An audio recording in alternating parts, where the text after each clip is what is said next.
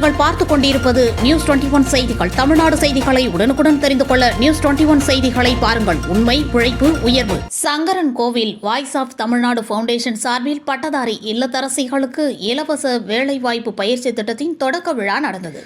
இதில் சிறப்பு விருந்தினர்களாக தெலுங்கானா மற்றும் புதுச்சேரி முன்னாள் ஆளுநர் டாக்டர் தமிழிசை சவுந்தரராஜன் மற்றும் ஜோஹோ கார்ப்பரேஷன் நிறுவனர் ஸ்ரீதர் வேம்பு உள்ளிட்டோர் பங்கேற்றனர்.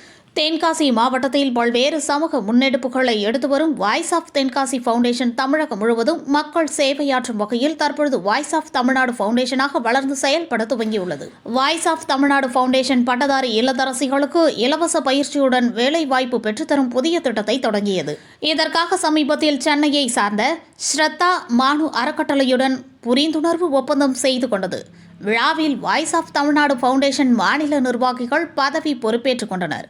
மேலும் உறுப்பினர்களுக்கு அங்கீகார அட்டையும் வழங்கப்பட்டது. நியூஸ் 21 செய்திகளுக்காக தென்காசி மாவட்ட செய்தியாளர் கோதர்ஷா.